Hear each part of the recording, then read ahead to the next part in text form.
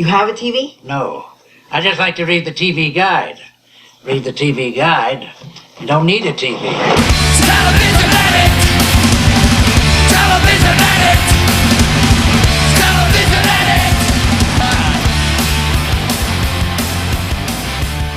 Happy Friday, everybody. Welcome to TV Guidance Counselor. I am Ken Reed. As always, I am your TV Guidance Counselor. And if you're a regular listener of the show, you know that Friday episodes are always very special episodes. We have brand new episodes each and every Wednesday of this show, but occasionally I have an opportunity to speak to someone amazing and get extra episodes in a week, and today is maybe the best example of that. My guest today is the one and only Rose McGowan. She is one of the smartest people I've ever met. I've always really admired her work, and that admiration has only grown in recent years as she's delved into many more things than just acting. She's an author. She's doing music stuff. She directed a great movie called Dawn, which we talk about here, and I will put up a link to on tvguidancecounselor.com as the whole movie is available on YouTube, and she gives her reasoning behind that in this episode. I was completely floored that she took the time to sit down and talk to me about television. It was incredibly nice of her. She couldn't have been more gracious. She is so busy, as I said, just doing so many amazing things as an artist that I again, couldn't believe that she took the time out of her day to talk to me, and I cannot thank her enough. And you will want to thank her because this is a great chat. She is incredibly intelligent and observant and has some amazing views on a lot of this stuff. And as I said, it was an honor to get to talk to her. So please sit back, relax, and enjoy this very special episode of TV Guidance Counselor with my guest, the one and only Rose McGowan. TV is my friend, and it has been always there for me in time of need. Rose McGowan, how are you? I am wonderful. How are you, Ken? I'm doing very well. I'm on the West Coast, which is always nice, especially in the winter. It is always nice, but doesn't it seem like when you come back from New York, you're like, God, it's such a small little town. It's not small because it's massive, but there's something that feels so small town about it. It's because you can, traffic aside, you can drive everywhere in like 15 minutes. No. In theory? In theory. But Maybe like Los Angeles is 460 miles across. That's big. So, and New York's 13. But it still takes less time to get from one side to the other than it does to get from like Brooklyn to like the Bronx. Maybe. It depends. If you're coming back from like, I feel like we're having the Californians. Like yes, that, yeah. Which I love. Take the so 101. Which I love. And I'm like, yeah, I would take that. That's well, what time of day is it? Get back to, where is it? Get back to, is it Rosita? Something. Get back to Rosita, where you belong. Yeah. And no, I laughed. But all those directions are on point. Yeah. Oh, they're very I was like, good yeah, directions. that's how I would totally take Sepulveda, duh. Yeah. Why wouldn't you do that kind of thing? Yeah. It's the thing I find difficult is like driving up in the hills. I'm like, this is so nice up here, but in the winter it'd be awful.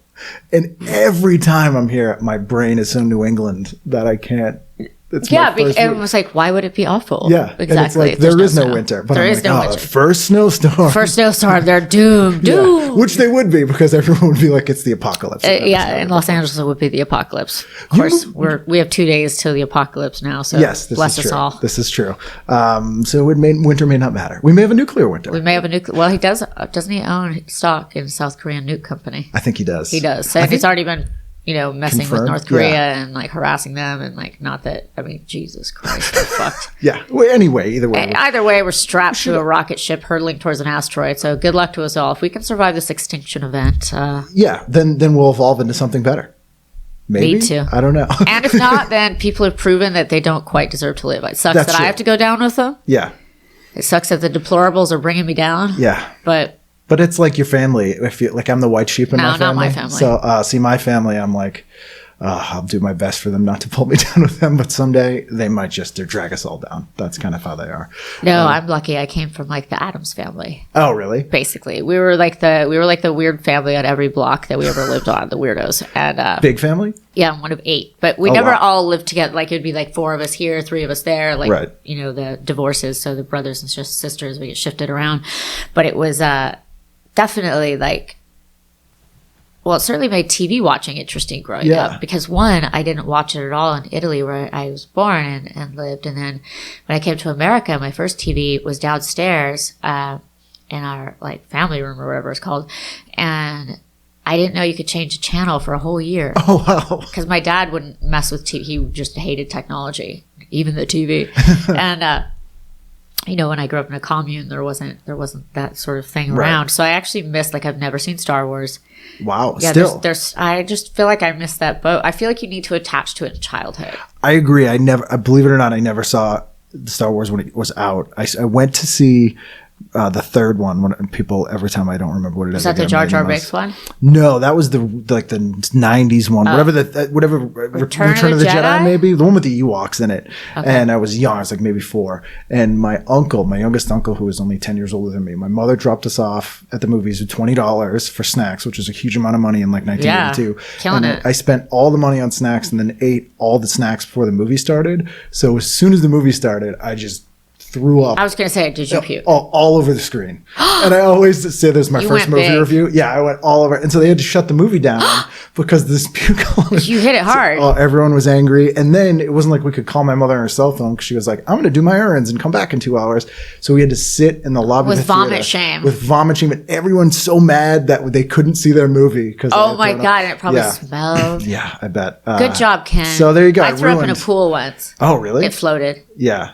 That's probably a sign of being healthy. It was a Dr. Pepper. It's the only time I've ever had one. It didn't go well. That would be the first and last time you would have a Dr. Pepper. Yeah. Instantly vomit Dr. Pepper. So you hadn't seen these sort of quintessential movies. It is kind of like... There's a lot of quintessential movies that some quintessential, like even like comic books. There's a lot of like things like pop culture that if you miss like 5 years or 10 years, you actually kind of miss a lot. Yeah. But I'm kind of okay with it. I mean, I studied classic films, so... Right. I was fine. You get the groundwork. I did the groundwork. It's cool. So you were like 10 when you moved back to the States-ish. Yeah. Did you like trying to sort of fit in? Was it difficult? Because kids were like, hey, did you see whatever? And you just... I was a little bit beyond... I was just like, you people are weird. And they thought I was weird. And I was like, well, we're in agreement. Yes. And my mother did try... She's like, why don't you try harder to fit in? I said, have you seen their footwear? Yeah. No. And I landed, I went from Italy to like backwoods Oregon, like Duck Dynasty people. That is extreme. I went from Rome to that. And I cried when some church lady took me to a Denny's and I saw the spaghetti here. And I was like, I knew it was all over for me. Yeah. I knew it was just over. That is, Denny's spaghetti would be the absolute. And I just sat and cried and I knew my life was never going to be the same again. And I was never going to, it was like, and that's when I knew there was a definitive moment that I was stuck in America, like, for at least a good while. Did you start trying to absorb Italian culture? Like, were you watching like Fellini movies or like? Well, no, because in the commune we weren't really allowed to watch anything other than read the Bible and things like that. Wow, when you got believe back, it or not, gets really boring. When we got back, my father, we would go to like revival theaters, and I don't know if it's because he had a lot of kids or whatever it was, but that's where I got like my love of classic film from. Right, it's cheap to take 8 kids. Exactly, to a movie like come on, we all want to see now Voyager with Betty Davis. Don't you? Right. Yes. Whatever happened to Baby Jane? Kids love that movie. But when I was 11, I saved up my allowance to go see the re-release of and restored version of Lawrence of Arabia on 70 millimeter. Yeah. The massive like dome, and I was just like in heaven. It was my first big intermission for a movie, and I was so excited. And I've always been like kind of marched to my own weird beat. Like I never bothered trying to fit in. Because I didn't care really. My concerns were different than a lot of my peers. And I just didn't relate or understand or care really. It was just like, it was like Survivor, outwit and outlast. At some point I'll be able to get out of here. So I was like, I just have to like, this is like I'm doing time on Maple Drive. Right. I'm just doing my time. There's a joke I make in my act that most of the time does well, but I've done it too close to where I grew up and it's people have gotten angry. But I say there was a mystery about my town that I uncovered that for some reason none of the other kids that I grew up with were able to solve this mystery. And then what I discovered was that you can leave. Yeah, you can. I would go into the city and who'd have thunk it? Yeah, and they really like they married like the person that grew up next door to them, and they never leave. And I was like, I couldn't live like that. Like it fills me with this kind of panic. But people in cities get dogged a lot, certainly out by the politicians, like the good small town American folk. And I'm like, oh, shut up. Yeah, I've had some of the most. I've been robbed by the police in small towns. I've been just ridiculously rude people have been rude to me in small towns. Oh, like more than anywhere vicious. else. Yeah. Vicious. Yeah. And everyone's like, the good God-fearing people. I'm like, no, they're not. No. So when someone's like, I'm like, oh, so you're a bigot. Yeah. You're a closed-minded bigot is what you're telling me. I'm a small town. I got small town values. You got small town. You're an asshole. Pretty much. You're an asshole. And that's how I justify being an asshole to everybody. Yeah, I'm a small town. But meanwhile, who pays your taxes? People in the city. Yep. That's who. Oh yeah, the blue states are The blue states 65 or 70% of the economy. Of course. Yeah. I think we should just opt out. Yeah, we Be could. like, clearly you don't like us, Yeah. so maybe you don't just need won't like our tax money either. It's Goodbye. fine. It's funny because I had this real aversion to Southern shows when I was growing up, partly for that reason, but like Dukes of Hazzard, Hee Haw, I would- yeah, I Mama's wouldn't Family, like which that I think was the worst sitcom of all time. Whenever there's, and I would watch anything, but for whatever weird reason, when those would come on, I would just be like, oh, Too close to home. yeah, I would just have this like ridiculous. Ugh. Well, it's just a celebration, much like our current government, of stupidity. Really, Yeah. it's like a celebration and a willful dedication to being ignorant. Not everybody, but most of them. It's embracing the worst aspects of a culture, I think. Like, Well, that, there like, is no culture here. Let's be honest. Okay. Yeah. I come from a place with culture, Italy, and when I came, I'm lucky that I did have a solid base there because, coming here, I was like, what is wrong with these people? They don't care about art. They don't care about culture. They don't get like Well, the country's these things are 200 years important. old. It's no excuse to be stupid. Try harder. Did you speak Italian? Or were I you, did. Okay. And everyone just called me an alien, of course. So I was fine with that because Yeah. I just thought you look like Tanya Harding, which is from Oregon. So I was like, cool, whatever. You can think what your thoughts on me don't affect my reality. Right. But yeah, like every day, that like you're the ugliest thing I ever seen. Really? You saw me. You didn't see me. If you're going to insult me, let's use proper grammar. Yeah, write it down first. Write and it then down, Read it and out loud. then read it out And loud. then just see how it comes Yeah. across. Have you sort of, since you moved back and were feeling sort of detached from Italy, did you kind of dive into any sort of Italian movies or television or anything like that? Mostly like later, that would probably be around 15. And that would be mostly like probably the first time I saw Two Women Right. with Sophia Loren, which is just like a hell of a performance. Oh my God. She was the first woman to win an Oscar in a foreign language for Best Actress. Incredible performance. Wartime, she gets raped, but it's not like nowadays when you shoot a rape for titillation. Yeah. It was like they don't show it, and it's 30 like minutes of, yeah. oh, fuck off. Yeah. Am I allowed to curse? Oh, absolutely. Okay. Yeah. No. Oh, no. Yeah. That's Yeah, fine. I don't know. Yeah, I thought so. No, it's all swearing. After I said it, I just asked. Yeah, no. Always ask forgiveness, not permission. Ask it, duh. Yeah. That's how it should go.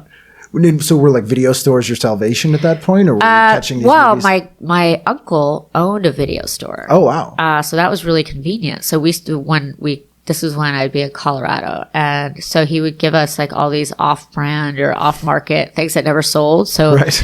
like we would just watch some of the weirdest movies, I think, like C.H.U.D, Cannibalistic C.H.U.D is Humanoid Underground fantastic. Dwellers. And C.H.U.D terrified me, of course. It should.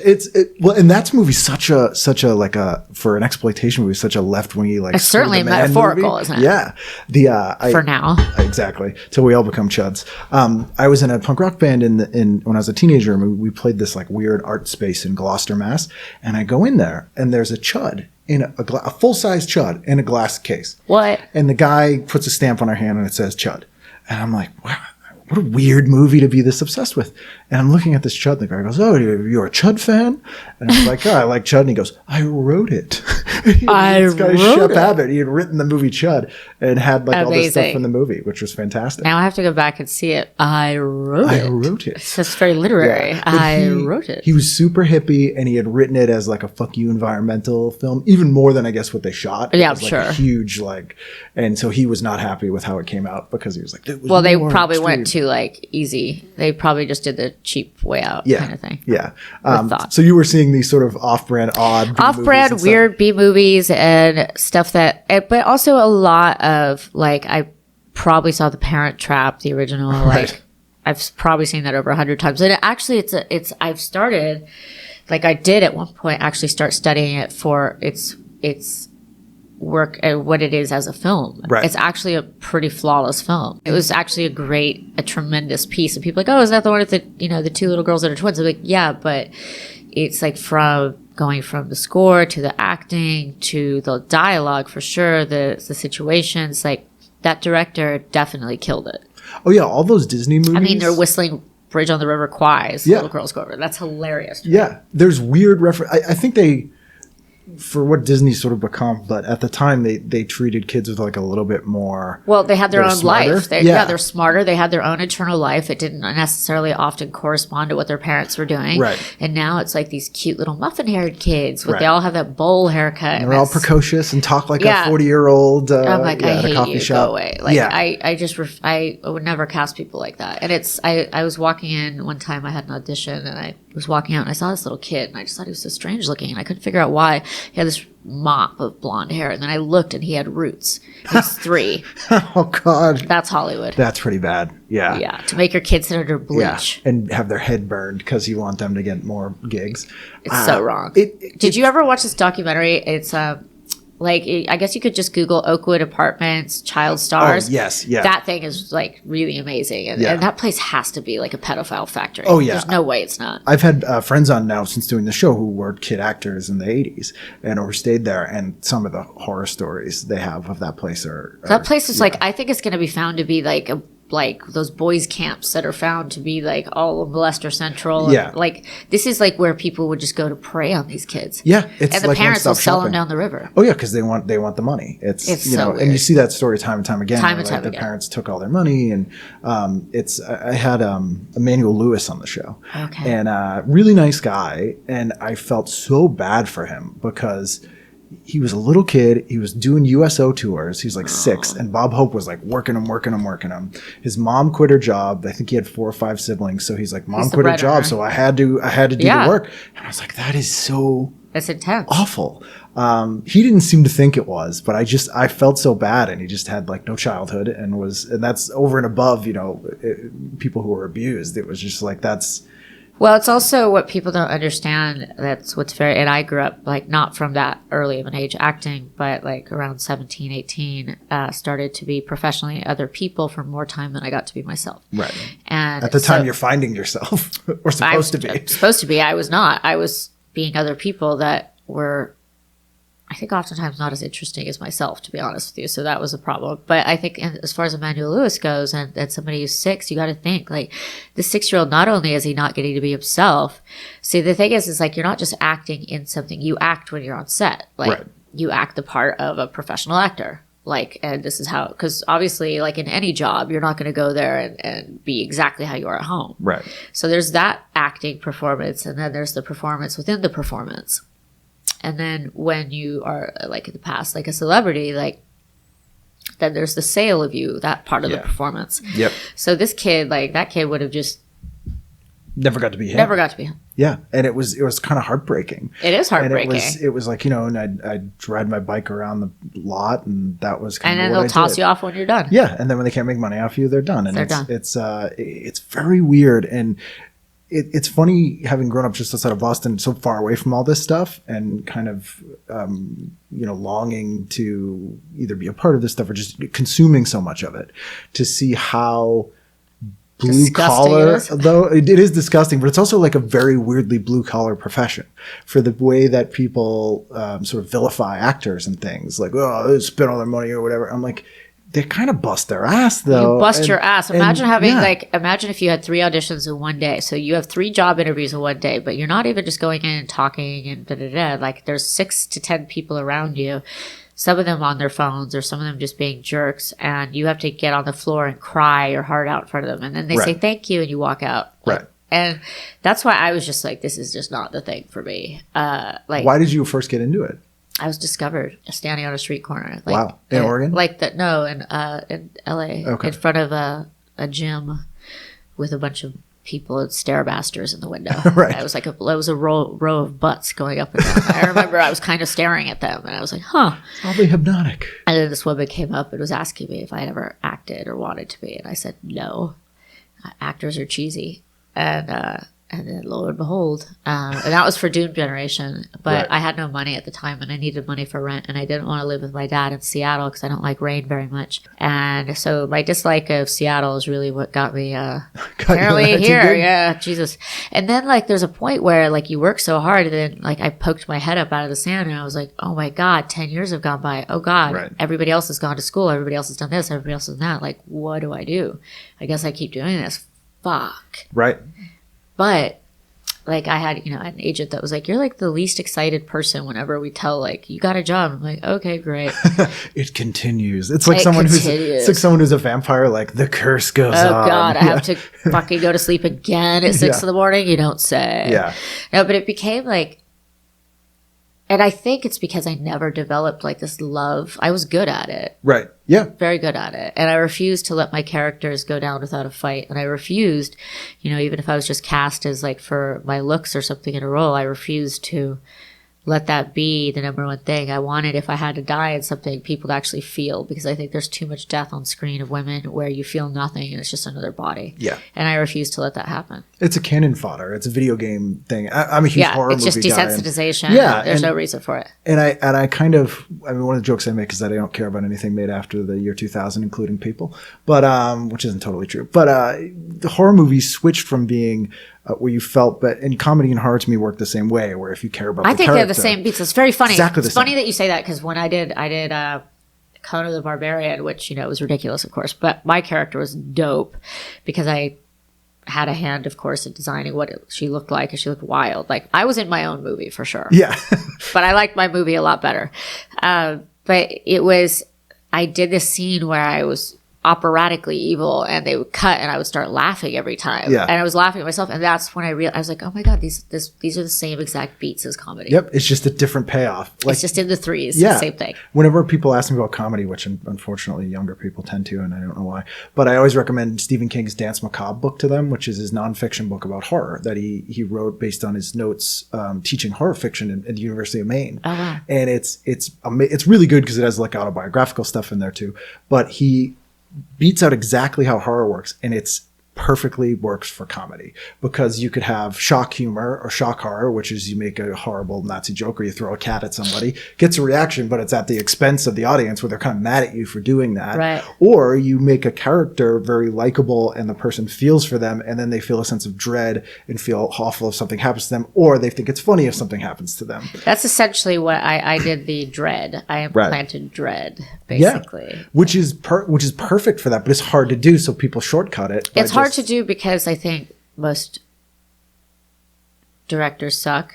Yeah. And they don't maybe get people that, like, people should really think about what they're doing. I think if you Yeah. put something on screen to go out to the world, you need to actually think about it. Yeah, because it's gonna last. It's going to last, but also, like, you're affecting people's brains. Yes. So don't make your basicness my issue. See, that's something that so many people seem to miss, in that you make this work and it goes out in the world and you don't know what it will do. So you kind No, of have I mean, to look, make dude, it as, Escape from New York, like a plane goes into 9/11. Yeah. That goes into the World Trade Center. Like, Yeah. come on. Yeah. You tell me that an idea wasn't thought of there. yeah. Like, these things stick. Yeah. Yeah. It's amazing how, people go, oh, I don't, it's not my responsibility, or Yeah, I did actually this it is. thing. And Actually, it is your responsibility. Yeah, you're affecting how people see things. And, the argument is always like, well, it's not up to me if like crazy people are influenced by whatever. But No, but it's not up like to you that, to though. not be sucky. Yes. It's up to you, like an Eli Roth, to not make shit films. It's just like torture porn, and it's Exactly. training for you. It's basically just somebody who wants to make money. That's the sole motivation. Let for me these make a movies. roller coaster ride that people will like, that I can make money. And when But not even a role. Like, come on, like not Yeah. even that thoughtful. I don't think. I think it's literally just new ways to torture women, and it shows the hatred for women. yeah, People like directors, like if you look at certain directors' work, like and how they treat women on screen, and they're always like certain ones are like lauded for being championing women. I'm like, look at what happens to them in the movie. yeah. So and they're not even a fully fledged character. no, they're not even a fully fledged character, and then like get their legs ripped in half or their vagina ripped in half or this or that, and I'm Yeah. like, you know what? Fuck off. Yeah, I hate watching a movie instead of going like, oh, I feel like think of a movie to like Wait Until Dark. which you're just dreading what's going to happen Right. to her the whole time. And it's amazing. And she's such a well-rounded character. And that's true fear in horror versus something like Hostel, where your reaction It's just is lazy. Yeah, I it's hate lazy. You're laziness. like, oh, that probably hurts. Or I'm like, just that's not the you have an reaction of it. ew factor. Yeah. You know, ew, but that's not enough. And to try to like explain it away with some deep psychological thing behind it is a load of crap. It is. And It's like you just did that instead of going and like being a lawyer or something or making Yeah. money in a different way. Yeah. This was just purely profit. you crunched the numbers. But you're and this is really what you came fucking up up a with. lot of people. Yeah, because Men people think and it's boys fun. are going to see this, get desensitized to women, and you know it does promote violence. Like, come on. And people will be like, "You did a movie with a machine gun." Like, yes, I did. There were also zombies, so you know that was real. And your leg was a machine gun. Yeah, so there's that part of it too. It's like, okay, I haven't seen a single person have their leg removed and replaced with a Yeah, machine gun I mean, yet, so- when that happens, Yeah. I will accept full responsibility. Well, not even. I didn't write it and Yeah. I didn't direct it, but there is culpability. I think with. Like, I think when people just do stuff to be mercenary, it's so disappointing to me. And it's such a lack. And the thing is like men have such a stranglehold on this industry, particularly directors. That's whose thought is going out for the world. And to me, that's a dangerous thought. And it's a basic thought. Yeah, it's setting the standard. It's like, honestly, like white men in this town are the laziest people I've ever met. because they get rewarded for it. They get rewarded for being average. You're so amazing. Here's a gold lazy boy recliner. I'm going to stick it under your ass. Right. And my thing is like, I'm here to kick it out from under you. Yeah, which makes more interesting stuff. As someone who kind of grew up loving weirder things and sort of punk rock stuff, the movies and things that resonated with me were things like Repo Man. Right. or like That was our family movie. Conspiracy. Repo Was it Man really? was like my two little brothers. That was their dream job. They were 6 and to be 3. Repo Man? They were 6 and 3 when they would watch Repo Man. And they were obsessed with being Repo Man. Later they moved on to be wanting to be garbage men because Okay. they found out they made $13 an hour. 2 Emilio Estevez movies. One was Men at Work and Repo Oh my Man. God, you're right. That's really a good job. Yeah, if I'll he has a have to career. tell my brothers. Well, my youngest brother now, he flies F-16s. He just got his PhD, and my other brother's like a doctor. Oh, wow. So They could still be they Repo could Man still on be the Repo weekends. Man on the side. I think that would be a kind of punk, actually. But that's a movie made by like an outsider guy. Yep. It's such a weird movie. It's such an anti-consumerism movie. And you don't get movies like that now. It's too Even- homogenized. you can't. These guys, and people always say people, but it's not. It's men. It's guys, yeah. It's guys. Like, we just need to stop using that nomenclature. It's guys. And believe me, I wish it wasn't so. Yeah. It's something that like it's just like fuckers. You try my patience every Right. day, but they're not even like referencing classics. They're referencing like the generation just before them, who's referencing who's could also maybe be a hack. Yeah. So it's like hack light. I'm like, what the fuck are you doing? Yeah. It's a photocopy of a photocopy. It's And I just sold a show to Amazon that I wrote, and you know the head of Amazon was like, "Wow, it's really interesting. You don't write scripts that you think I'll like. You just seem to write whatever you want." And I'm like, "Yeah." that's why you hired me. I was like, well, how would I know what you, I go, frankly, I don't care what you, I mean, Yeah. what you want. Yes, I care what you want, but not enough to get into your head and try to make my work about what you think. Yeah. Because that's just, I've seen so many failures based on like collective thought and trying to like please people and trying to like paint by numbers. It doesn't work. And you're not making art that lasts. That's the opposite of creativity. It's Right, and to literally me, the like you opposite. could have art like Talladega Nights. That's art. Like Yeah. that's brilliant. Yeah. And it's brilliant, stupid, but it's brilliant. Like it didn't have to be as good as it was, and it was. Yeah. Good. Because it has the stamp of individual people on it. Right. Which is And they huge. cared. Yeah. Like each character, like each role, like they cared. The director cared. People cared. Right. And that's what I see a lot of things missing is that people don't seem to give a fuck. Is there anything that, we'll get into some of the older The stuff in Lobster. a moment. The Lobster. I love the yeah. Lobster, and of course he's European. So Yeah. I was just like, I didn't know that. I was like, there's no way an American male made this. Yeah. Yeah. Sure enough.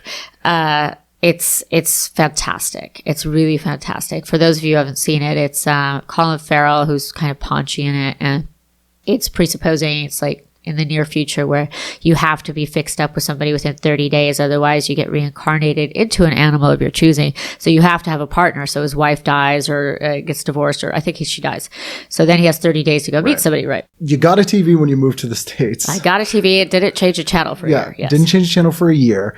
Were there sort of bargaining among the siblings about what you would watch? Was there someone who... No, we just sat and watched it like, oh, there's something with people talking to us. Pipes into our home. Yeah. No, we were like the people of the 50s that had just seen it for the first time. Dressed we were like, whoa. Yeah, we dressed up. It was a whole family event. It's like going to church. Well, like one of the first things you immediately gravitated towards was some of the TV movies and stuff like Lonesome Dove and some of the event television. Yeah. Do you remember that being like a big deal? It was a big deal. Lonesome Dove, which my family loved that book. So we read it before it came out. And it's Larry McMurtry, who's a hell of a writer. I think he just died this last year. Yeah, I think so, yeah. 2016, man. 2016. That's brutal. Brutal. So Lonesome Dove, though, is... I mean, I remember that was like 4 nights or something. Yeah. And you watched every night. And it was like a big deal, and it was great. I remember it being great. And I remember watching it with my dad, and so that was cool. But it was like very like, yeah, you had these event movies you cued into. I wasn't like interested so much in North and South, and like didn't care. But stuff that kind of transcended time has always interested me. Yeah, those sort of historical epics, which they've sort of on and off tried to bring back in the last 10 years. They're not smart enough. They're not. No, I don't think people are smart. I don't think they're smart enough, the people making it. I think people will have anything that's good and smart. If it's good. If it's really good, people will have like anything. Yeah. If it's good. But they're not given that. They're just given slop on a stick. Yeah. Largely. You want, competitive eating contests, which they did air on television once and was one. That's always what I consider the bottom of the barrel thing. You're like, wow, you've really hit it. They literally had guys with like Costco-sized bins of mayonnaise and spoons. And they had to eat the mayonnaise? Eat the mayonnaise. And did they vomit? Oh, yeah. Like you on screen? Exactly. But the funniest thing was they had sports announcers like calling it, and they called puking a reversal. A reversal? Like, he's fighting a reversal. Like it was like it was a sporting event. But it was awful. But that's cheap to put on TV, so they do it. Lonesome Dove, you got to license a book and shoot basically 4 movies. You have to shoot 4 movies with amazing actors. Oh, poor you. Yeah. That's great. Yeah. That's the better way to go. Bottom line and go, but we could have people stuffing hot dogs in their mouth. So, or like Battle of the All-Stars or like what are those weird Battle things? of the Network Stars. They had Circus of the Stars. I remember Circus of the Stars. Yeah. Oh my God. Which is, when you think about it. It was like so ridiculous. Crazy. It's crazy. And now like you can't even do anything like, if you're in a movie, you have to sign all these things where you won't, go snowboarding or do this or do that. And like, they were like, it was like crazy. I had Candy Clark on the show, and she did Circus of the Stars 3 times. And the first time she did it, she was the lion tamer, and she got mauled by a tiger. What? On the set of this thing. And where? What part of her? It bit her in the leg. Oh my God. And it didn't get through her genes. And they had hired actual circus people to like teach them, like third generation. And she's like, as soon as this thing came at me, the trainer just took off running. So one of the grips came out and like was hitting this tiger and got it off her. Oh my God, for grips. Yeah. And then but she didn't quit. They let her train miniature ponies on the air that year, and then she came back she did a miniature pony show, but one of them attacked her as well. What the hell? Yeah, they were like, whatever you do, there was some signal not to do, and she forgot and did it, and it went nuts and started biting her legs because it was like an attack. I had to do this episode of Charmed where this dog, I was like, who writes this stuff? Had to hump my leg, and so I had to spend about 10 hours with dragging this giant bulldog who was locked around my leg with the trainer off screen going, humper, Harley, humper, humper, Harley, humper. That's Hollywood right there. I'm like, this is ridiculous. One anecdote. Okay, that one anecdote sums up my life. I'm like, humper, Harley, humper. I'm like, yep, sure enough. That would be Circus of the Stars now. It'd be like a dog training humpathon or something like that. Even those events aren't happening. And I do kind of like, and they're clearly doing this for monetary reasons because people can time shift, where they need to do things that are immediate and you have to see now, like a sporting event, but that aren't. So we have all those musicals. Because they're live. Oh, those live musicals are airing now, you mean? Like Heidi or whatever. Sound of Music. Sound of Music, yeah. Yeah, because they're like, everybody has to watch it when it airs. Right. Well, I think, I wish they would do TV movies, though, because they were cool. They were great. Even the bad ones, that's why they were cool. Yeah. I mean, Wes Craven directed a ton of them. Yeah, I mean, he was so great. The cool thing I like too, as you know, kind of a nerd for exploitation horror movies, is that in the 80s, because those guys could make movies in 3 days, they got hired to do all these made-for-TV movies. Right, But they got their chops there. Yeah, and you have to go much faster on TV sets, and you have to like really, you know, one take, maybe two takes. One take, maybe two takes, and you have to like. Well, the difference is like on an hour-long show like ours, like. Most people in movies, you do about a page and a half of the script a day. And on Charmed, I did 10 pages a day. Yeah. 10 to 11. So you're doing half a movie in 8 days. And you're just like hour longs are the hardest job in show business, actually. They're grinders. They will kill you. Yeah. You're making a couple, like 2 movies a week. Yeah, it's the workload is out of control, and everyone like has this image of actors just sitting around. I'm like, yeah, I had 12 minutes for lunch, so yeah, tell me all about it. For my 12 to 17 hours a day for 5 years. I mean, that must have been a huge it was culture shift because you had just done. It was wildly culture. Okay, it was really hard for me. I had to go to hypnotherapy. I was having panic attacks, and wow. I was just not somebody who'd ever lived in a way where I could tell you what I was doing 6 months in advance and where I was going to be, and that was such an anathema to me. You felt trapped in that? I was trapped. I didn't feel it. I was. Yeah. And I liked the character. That was fine. But like seeing the same people, like I'm just a gypsy. Like it's just not this is not how I grew up. It's not like and also it was really, really hard to, the thing on movies is like, it could be an indie and maybe it doesn't come out right, but everyone like gave their all. Everyone like tried their hardest on that set. It's sincere. And the thing with TV is I really felt like a lot of people, like you're just punching in and punching out. And I was like, nobody fucking cared. Like, I was like, I care. Am I the only one who cares? It's going to air and we're going to get a paycheck either way. Exactly. So I'm like, you might as well just go to Ohio and be like, you know, a middle manager at a pencil factory. Right. Fuck off. Because an indie movie, you need to do the absolute best thing you can do to stand out and to make an impact. Right. And again, you know, a lot of movies don't come off because for whatever reason, there are a myriad of them. But I just don't think aiming for good enough is good enough.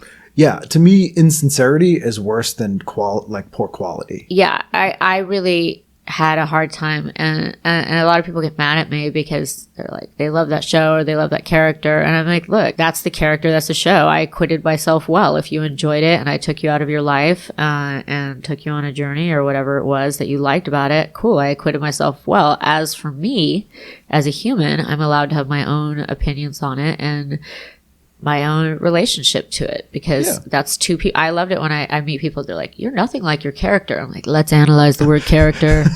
Let's think about that. Character. Acting. Yeah. Because there are those people where it's like, we hire you to play you like characters. And there are a lot of those actors. I just was not one of them. And there was, I had a meeting with some big executive at Fox once, and he was like, it would just be so much easier, Rose, if you did the same thing all the time, because then I would know what to do with you. And I'm like, you don't get to do anything with me. Yeah. I go, you don't know what to do with me because it's so average for your average stupid brain. And it would be easier for you, not for me. Right. The person who's doing the things. Yeah. I'm like, so it's easy for you if I'm lazier and less dimensional. Yeah. I see that. That's a brilliant strategy for creating art. And you probably got a ton of crap for turning things down, I imagine. Oh, yeah. One time I did a movie that, like, I threw the script away 3 times, and then, like, Warner Brothers called, and my agent was like, if you do this, then Clint Eastwood's people will put you in their next movie for Warner's. It's all set up, blah, blah, blah. And then, of course, I wound up doing this fucking movie that I didn't want to do at all. And it's about wrestling. I mean, kill me now. And, of course, the Clint Eastwood people are like, huh? What? Who? Yeah, we never heard of that. Exactly. Yeah. It was all just a trick. And I just got sold down the river repeatedly by bad agents and managers. That is a story I hear way too many times. And obviously I'm not anywhere near that level, but I've turned down things that comics, who are the most desperate people on earth, are like, are you crazy? I'm like, I don't want to do last comic standing. But it's also like that stuff that people don't realize. They're like, you have to do this till you get to do the stuff you want to do. No, you don't. Yeah. In fact, you don't. In fact, that's a lie. That's an illusion that's peddled by this town. Yeah. That you really need to do this till you can get to do what you want to do. No, in fact, it's going to take you further away from that. Yeah. And my thought is always do good stuff. And at the end of the day, if nothing comes of it, you did good stuff. Or you can do garbage stuff and then maybe get to do other stuff. Like I would rather I was just trying to do the best I could do with what was available, which, I was never like the actor that was like a booker. Like somebody, like a blonde chick is going to book a lot more than somebody, like how I looked. Right. And that's just, I'm a very specific and unique like weirdo, I guess, on screen. You know, I have my own. But it strengths. resonates with people, though. It too. resonates, and these performances last. Yeah, absolutely. They've had some major staying power. So, kudos to me. Is there anything that you've been in that you're like that you ever rewatch or that you enjoy as a viewer? No, not because of the movie, not liking it, just because it's not your kind it's just weird. Yeah. No, it's just weird, and also it might not be my kind of film. You know. I did movies, sure, that like aren't movies that I would necessarily go see because it just wasn't my interest. Like the thing is, the fantasy is that I actually don't like fantasy. Right. It took me I was like, wait a second, I hate acting. Wait a second, I hate fantasy. That's what's been wrong all these years. It took me a little bit to figure this out. I was busy being somebody else, you see. Right. I didn't have time to have my own thoughts. Right. And you're exhausted when you get home, so you pass out. You have to learn Yeah. 10 more pages for the next day. So you're just going. You have no chance You're to just sit. like you're just trying to survive. Yeah, you'd start the week at Monday morning, like, you know, you have a 5 a.m. call, and then by Friday night, you're there till 5 a.m. Saturday. Right. So it's always like a jet lag schedule. And it's, you know, it wasn't people like, well, you made a lot of money. Shut up. I would have made a lot of money doing whatever. Why? Because I'm smart. Yeah, and that's the other thing too, where people are like, you made a lot of money. Like, don't make like, your idea of what is success my idea. And also people like, they're like, you got paid a bunch for that role, and it's like, yeah, but then you had to bust your ass to work, and then you I didn't might get not another work. job I might not work for 2 years, which is very like I would So it work like balances once out. a year. Yeah. Like I was just I would lose a lot of jobs actually because people thought I was a European citizen and I wasn't because I was born in Italy. Right. Italy won't give me citizenship because I'm not Italian. So it was always usually like European directors that really wanted to work with me, and maybe I should have gotten that clue and just moved. But like the people in Hollywood were just. Like, again, it goes back to that guy, I don't know what to do with you. And I'm like, that was pretty much the consensus. Like, I had an agent that said, don't speak too much in meetings. You're intimidating all the men. I'm like, why don't I go in and hand them a thesaurus and a dictionary? Yeah. Why am I even there? Then why don't they just look at a why picture? don't they just grow the fuck up? Yeah. Yeah. Grow a brain. Yeah. You're like, don't make your stupidity. Like, so that was what you guys all collectively thought enough to call an agent and tell them that. And then think a woman, by the way, who then relays that to me. Right. And like, what is their goal that you're going to be like, okay, I'll tone it down or something. Like, I have no idea what you I'm would like, do. you're stupid. Your stupidity is not my issue. Don't make your problem. Like if I go to a meeting, I'll just entertain myself and it's fine. I hope if you're stupid, I had a meeting recently where the guy in the first like minute and a half was like, wow, you do so many different things. Like, you're just a really scattered person. I said, excuse me? He's like, you're just really scattered. And I go, what? And he goes, you know, you do so many different projects and you're just like, yeah, you must be so scattered. And I was like, do I strike you as scattered? Because I don't think so. And I said, sir, I just have greater bandwidth than you. Yeah, because scattered And then has our a meeting negative went on for connotation. another 59 minutes. Oh, that's brutal. But his company was called Tool of North America. Very appropriate. So yes. So you're watching these major sort of made-for-TV events. Like V was one that I always. Oh yeah, V was big. huge. V, my dad really dug that, and I watched that with him. Yeah, I like V. Again, weirdly appropriate for now, but I mean, yeah. Definitely. Like that stuff was like on point for now. Oh yeah. If you look at the stuff that like when we were growing up, the sort of subversive, more sort of left-wingy leaning stuff, even like Jim Henson stuff. Well, that whole thing of like that myth of Hollywood being liberal, like, is now I think largely a myth. Yeah. It maybe used to be like because you know like Stanley Kramer, hero producer, put Sidney Poitier in his movies before the Civil Rights Act passed, like progressive, pushing a thing forward. And these guys are too weenie; they won't do it. Oh, if it's going to hurt them in the pocket, they won't take a risk. It's not even the pocket. You think? They imagine that it hurts them in the pocket. Right. They don't. It has nothing to do with the pocket. Because they're bad businessmen. They could make so much more money if they had a brain. Right. First of all, it's women that drive box office. And all they're getting, I think it was 27 or 23% of all speaking roles on screen last year were women. Only 23 to 27%.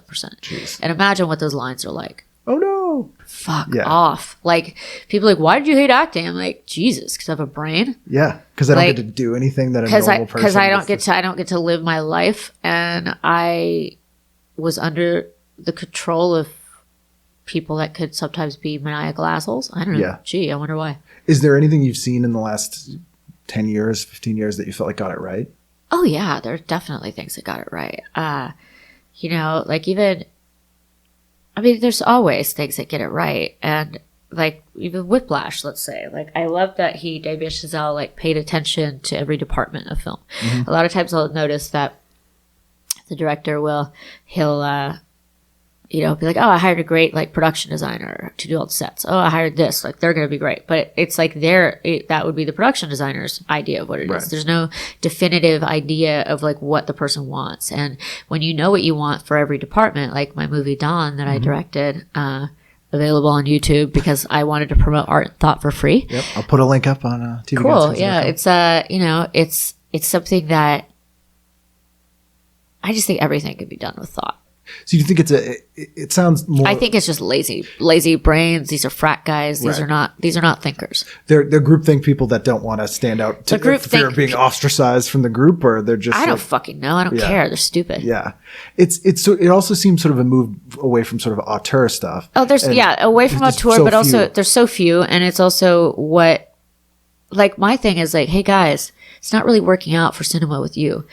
And you're squeezing out the women, but why not just try? Because you're killing it. Yeah, it's going to go down anyway. You're actually killing it. Yeah. You're actually killing it. You're killing cinema. It's weird that, now, like, one of the things I love about this show is that, for a couple $100 worth of equipment, I have the distribution of $1 million shows and them right next to them on the shelf. And wow. We never had that before. You can go to iTunes. Is this the virtual shelf? Yeah, the virtual shelf. I was like, what shelf are you on? Yeah, you've never seen the shelf. But it's the same with movies in a lot of ways because the technology has sort of unlocked the ability for everybody. Like I could just go around you. Yeah, I don't have to deal with you. But we're not necessarily getting. But they're not doing stuff it. that I want. No, of course not. Like even like on Amazon or Netflix, everything's a half an hour. Why? Like my movie is 19 minutes long, but it's a full movie in 19 minutes. It's a very unusual piece, and that's because that's exactly how long I wanted the story to be. That's the story. And that's the story, and done. Like. There's no reason things need to be 30 minutes an hour. So these people that are like credited with doing all these revolutionary things, I'm like, looks to me like you're still doing exactly the same stuff. Yeah, and they hire those people from exactly the same places. Yeah. You don't have ads. You can do whatever the fuck you want. Yeah. Fuck with time. When I lived in the UK, the BBC, because they're funded by people's TV licenses, which is a crazy concept because you have to have a license to have a TV in the UK. Still do. Oh my God. And it's cheaper if it's black and white, and if you're blind, you pay less. And they actually have people in vans detecting. Well, that's nice of them. Yeah, but that's what funds the BBC. Are you serious? Yeah, they have TV detecting vans. There's huge fines if you don't pay for your television. But because they don't have ads and it's the license That'd be a funny funds, basis for a show, actually. Someone being a TV license sort of repo man. Yeah, but and like overhearing murders or like weird shit and like. Yeah, I wrote a show once about a guy who there's a real job where people go and reclaim shopping carts because they're really expensive. Yeah. So they pay them like $100 a cart. And I know people who had like master's degrees and it's the only job they can get. So they're basically driving around like trying to convince homeless people to give them a shopping cart. Shopping cart. Yeah. I'll give you this luggage. Yes. How about this? But the shows there were almost never a set time. Sometimes they'd be 20 minutes. Sometimes they'd be 40 minutes. Sometimes it'd be 35. It's like, why not let the material bear it? Yeah. I think we'd all be happier. Because even some of the Netflix shows that I really liked, they're like 13 episodes. I'm like, this was an 8-episode series. Yeah, like there were 5 in the middle that nothing happened because you needed to have 13 episodes for some weird reason. You don't even need to have 13. There's no reason. You're not syndicating it. Yeah. So they still play by these ridiculous rules, and that's just part of like the antiquated system of thinking here. Do you think it'll change? I mean, not as long as they keep the thing in Hollywood is that douchebags get fired and then they get hired up at the next place. Right. They just go round and round. They just go round and round and round. Ugh. And what do you this place largely bores me. So there's clearly stuff that came out, like when we looked at here that you watched growing up that you like that came out of this system. Do you think I'm not against the system at all. But do you think it changed? Or yes. Yeah. I think it's corporate. I think it was always, corporation. It was always business, of course. Right. But it became... The thing is, you used to have rogues. You used to have renegades that would come out and do stuff. And now it's like, I went to USC on daddy's dime. I'm Colin Trevorrow. I get a movie because I wear a baseball hat, puffy tennis shoes. We played golf together. Because we need more of those guys on the planet. Totally. I can't do without them. Yeah. I mean, scintillating. Yes, it's just Tell me what you think about the world, Colin Trevorrow, because I know it's someone's calling me. I have a home phone. Isn't that weird? I also have a landline. It's very important.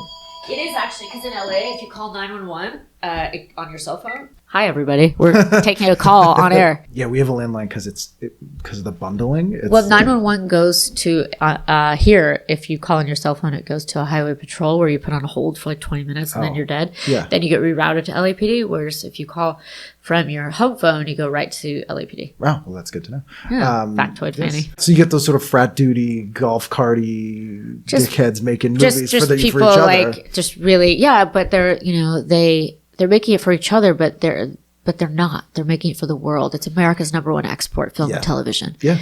And it's like, I just feel like there's, there was something on Facebook the other night of a 2-year-old imitating Rocky, and people were like, oh, is that the cutest thing? He's punching. And I'm like, not really. It's not that cute, actually, to tell you the truth. People mirror what they see. And so when these basic ass dudes put their basic ass ideas about women on screen or about other races on screen, this is what you get. And you see it in society, how we're treated, I definitely, I can't tell if it's because I'm getting older or if society really is changing, but I definitely noticed a shift around the millennium into this like Monster Energy drink WWF style. Well, Idiocracy. World. Yeah. And Idiocracy is definitely true. And I can't. I saw a tagline for a movie that was like, what was it? Oh, the new Rings movie. First you watch, then you die. And I was like, what a stupid tagline. Yeah. Also, your font sucks. Yeah, yeah. Do you have a favorite tagline from a movie that you thought was good? I liked For Planet Terror. I liked Fully Loaded. And then there was one like, I think, the last hope for humanity rests on a high-powered machine gun leg or something like that. Yeah, I don't know. No, taglines, I'm like, I remember more actually like opening lines of books. Like, it was the best of times, it was the worst of times. Now in the winter of my discontent. Like those stick with me more than taglines, I suppose. Is there a book that you enjoyed the adaptation of, like a famous book that you thought of? Yeah, got it right? I mean, you could go back all the way to Gone with the Wind and things like that. And there's always been like really good. Like the Lonesome Dove, we were talking about that. Lonesome Dove. Yeah, in that it's always weird if you've read the book before and then you watch the adaptation. I read the book before and I thought they nailed it for Lonesome Dove. I remember that. But yeah, you're like, wait, that's not how this person's supposed to look. Right. In my head. He doesn't have a mustache. What? My guy's tall. Like, yeah, it's funny that way. Is there a book that you always wanted to see made into a movie, or that like you have is a favorite of yours? Ooh, that's a good question. Well, I mean, I would kind of love to do a Valley of the Dolls 2.0. Yeah. Like something where it wasn't done to be as over the top, but still with dope production design. I don't know. Still be set in the 60s. Still be set, of course. Yeah, you'd have still be Jacqueline Suzanne, still do all that. But, my movie Dawn was set in 1961, actually. So I do like that era. I think there's so many, and I haven't eaten yet today, so I can't think of any. right. That's a good answer. My honest answer is that I can't think right now. It's so weird to me that we see so fewer movies and television shows based on books now, when there's just as many books and just as many books, and they're based on board games and video games. Or things that they did only 7 years ago. Yeah. Oh yeah, they're remaking movies from less than 10 years ago. They're so lazy. Part of it is I wonder if they're just so afraid that to have anything that may not already be a proven commodity. Well, that's partially that, and it's partially because they're stupid and lazy and quick grabbers for money. It's mercenary. It's mercenary, and it takes as much effort to make Bikini Car Wash Part 3 as it does to make, Bikini Car Wash Part 2. Duh. C.H.U.D 2. Yeah, C.H.U.D 2, Bud the Chud. I think, Electric Boogaloo. I love that tagline. What was it? Breaking 2 on the move. Electric Boogaloo. Mannequin 2 was on the move. Mannequin 2 is on the move. Mannequin 2 on the move. Have you seen the Electric Boogaloo documentary about Canon Films? No. Oh, it's so good. It's because those guys were nuts. They were these crazy Israeli guys. They were like major drug runners. Yeah, weren't they? These crazy Israeli mobster guys, and they made just the most insane movies. They made they at one point the two of them broke off from each other and had competing lambada movies, and they made all those. I wish that they'd had premieres across the street from each other, and there was a full on lambada dance off. Yeah, Wilshire Boulevard. It got close. If you see the documentary, I won't ruin what happened, but that's not too far off from what actually happened. But yeah, Electric Boogaloo and just the craziness of them shooting those movies, and they were so far in debt. There's this amazing scene where they had rented this building in Beverly Hills to have a U.S. office, and someone would come in, and the guy who owned it was named Menachem Golan, and they were like, Menachem, there's a guy who said he's got a bomb in the lobby, and he goes, you tell him to go fuck himself. And then he just went back to, he just didn't care. And they made it's a crazy, crazy movie. Oh my God, I can't wait to see it. I cannot get enough of that like crazy by your seat of your pants sort of Roger Corman stuff. Yeah, I love that's what we're missing. That's what we're missing. Well, and also like I know Robert Evans, the very famous, amazing movie producer. And if you guys haven't read or listened to an audio tape, The Kid Stays in the Picture, I'd actually recommend the audio tape on that one almost, just because his voice is so incredible. And I got to go over to his house last year and talk with him for a while. And I cried when I left because, we're just not going to see these lions anymore. Yeah. You don't because they like culturally, it's too namby-pamby. They're too wussy to be rogue. And that's how you get the best stuff. That's how you only get the best stuff, always, in every art form. Well, thank you so much for taking the time to talk to me. It's been great. It's been great talking to you too, Ken. High five for Twitter. Yes, absolutely.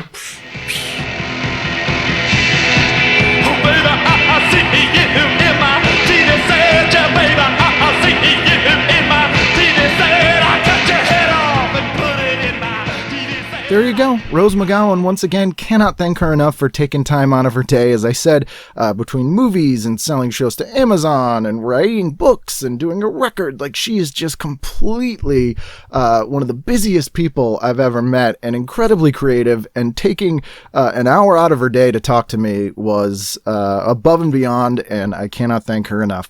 I will put up links to all of the stuff we discussed on tvguidancecounselor.com. If you have questions about television, about the show, or guest requests, please email me at tvguidancecounselor@gmail.com or ken@icanread.com. You can search TV Guidance Counselor on Facebook and join the community there, or you can tweet to me at TV Guidance, or you can follow me personally at Kenneth W. Reed if you want to hear my angry political rants for some strange reason.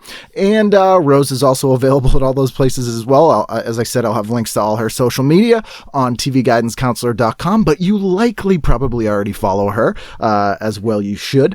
And again, thanks to Rose for taking the time out of her day to sit down and talk to me, despite suffering jet lag and allergies, as we all were. And it's just the thing that floors me about this show, and I've used the word floor too many times, is having the opportunity to sit down and meet these people and talk to them about their experiences is something that I will never take for granted. It's one of my favorite things I've ever done. I've been doing stand-up, I don't know, 15 years now, doing this show for almost a little over 3, and it continues to be my favorite thing I've ever done, and that's thanks to my guests, and also thanks to you guys for listening. So thank you for listening, because although I would probably do it if you didn't listen, it's much, much better that you do. We have brand new episodes every Wednesday, so we'll see you again next time for a brand new edition of TV Guidance Counselor. And I cried when some church lady took me to a Denny's and I saw the spaghetti here. And I was